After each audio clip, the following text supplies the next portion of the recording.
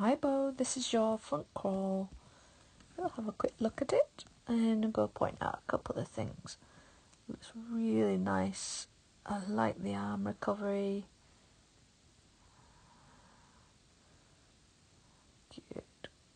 Good tempo.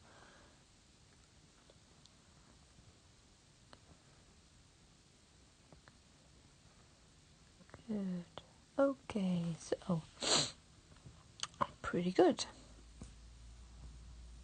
Then we're going to make it even more awesome. So let's think, how are we going to make it awesome? We're going to make it awesome by just correcting this head position a little bit more. So we can see the head and the spine are pretty much in line, doing a good job there, and that hand's in a lovely position. Excellent job. And the elbow comes in, and then you can see the top of the head sneak up there. So I'm going to put a mark on your cap there, and I want that cap always facing that way. Imagine you've got a bit of string attached to the top of your head, and somebody's always pulling it that way, so that when you turn your head, all you're going to do is you're going to have your goggles here, and you're going to still have the top of the head that way. So, and then you kind of get to here, and then you roll that head, but you can see how that's just put a little bit of a crink in your neck and taking you out of that nice straight spine line. And then we point our head in this direction instead of this direction, and then we're sending it back up this way. Okay, so we'll go work on that head, and we're going to keep the head pointing that way, whether we're breathing or we're not breathing. The top of the head is going to roll on that point there, and it can roll all the way around, but still keep the top of the head there. So that's the first thing we're going to work on. Okay, so the second thing we're going to work on is this. So you'll know by your other videos now that this is the top of the head, and at this point in the stroke there's nothing going forward. So we're using exactly the same principles, and we can apply the same principles to all the strokes.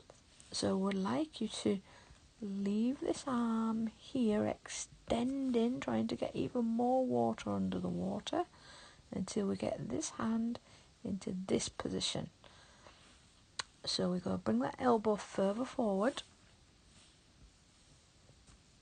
leaving the front hand there.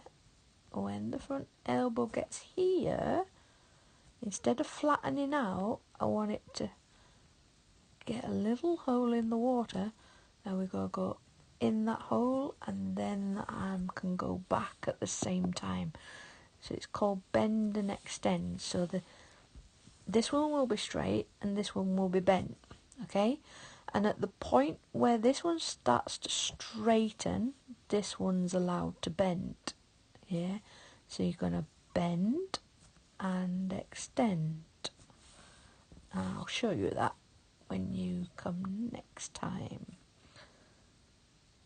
And then that will just stop us having no arms in front of the head there. Okay,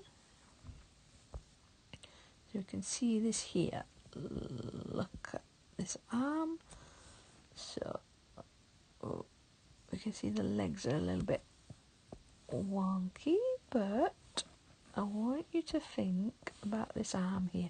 It's going in at a really nice point, nice angle below the body line. That's beautiful.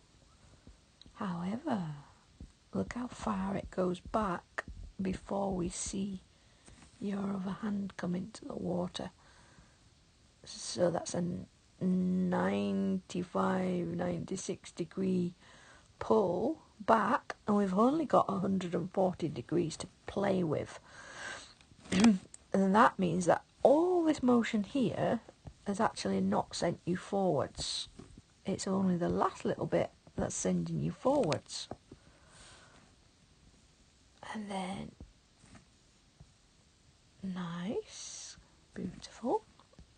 I like it where you're putting that arm. So let's draw an angle on this one and see how far that goes back.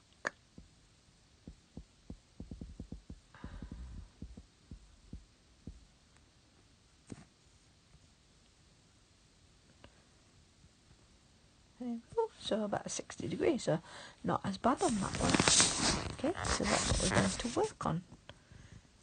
And the other thing that we're going to work on, because spine alignment's not too bad there, is going to rotate the body more.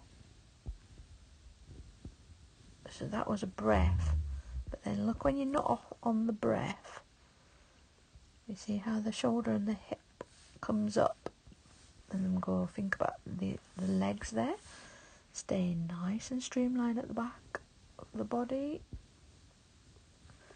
Good. Okay, so the rotation is not too bad. So let's just take it back up to the top of the water. You can see those legs bending quite a lot, but once we straighten you up, it'll be beautiful. Well done, Bo. Look forward to working on that.